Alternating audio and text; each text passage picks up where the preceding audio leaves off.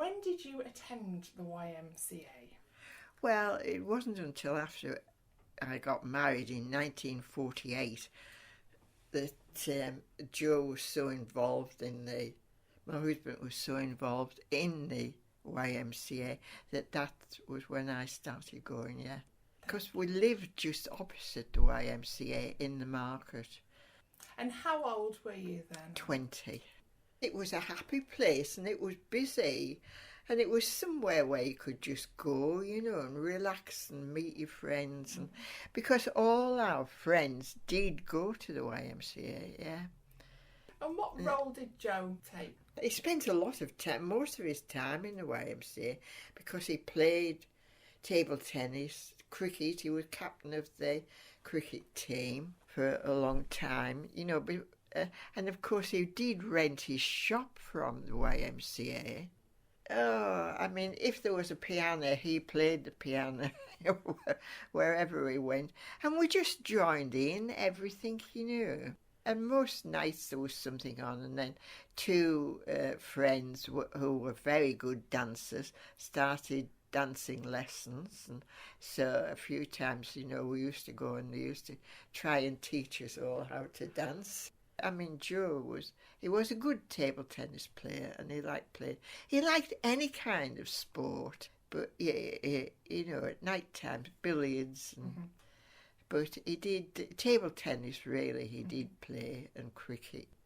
Now, going back years, his grandfather, who they called William Cowan, had that shop.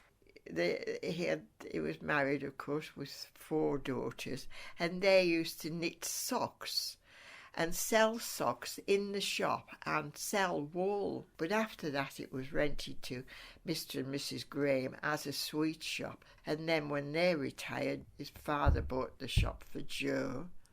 His uncle looked after it while Joe was in the RAF for 6 years, and his uncle looked after it, and then he took it over again when he came back. So he had it until he retired, of course. He retired when he was 70, But he had it for 50 years. So if you ask any child in Whitehaven who went to the local schools roundabout, they all knew, Later on, I was chairman of Whitehaven Guild. I was a member for 50 years of Whitehaven Guild, and I was chairman for many, many years. And we used to rent a room off the YMCA on a Thursday evening.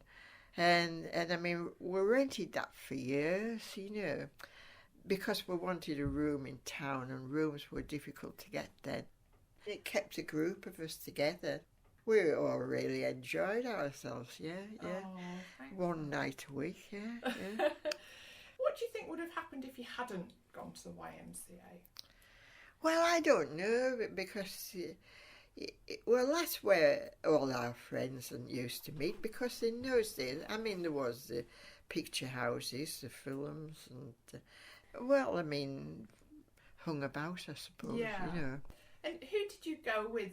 Bill Miller, Nellie and Bunty Pellet. Nellie and Bunty were the ones who were good dancers and started trying to teach us all to dance, And, there was hundreds, Yeah, but with the guild, one week we would have drama, another week we would have arts and crafts, and another week readings, poetry or something like that, yeah. What did you wear? What were the fashions when you went? What would it wear?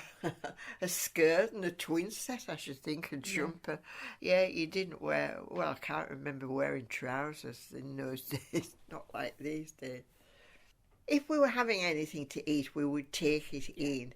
But we used to buy our coffee and tea from the YMCA.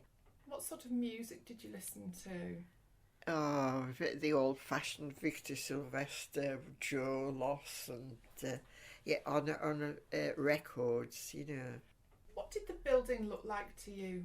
It was quite a nice building, You walked in and I think it was a tiled floor, and there was the canteen bit on the right, and then you went through and there was the big hall out the back, well, badminton, anything, you know. And then upstairs there was the billiard room or snooker room.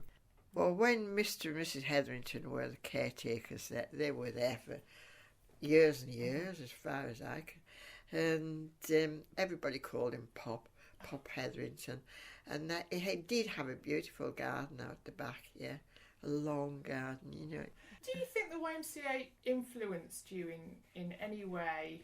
It just helped you to mix, didn't it? Yeah. And you got to know people, yeah. And I mean, one or two people met there and got married. Well, Nellie and Bunty Pellet, they met and got married. Morris and Annie. If you could give one piece of advice to a young person of today, what would it be? Try and do what you want to do. Be happy. And you've got to blend in. You can't have it all your own way all the time, can you? It's a lot of give and take, isn't it? But do try to be happy.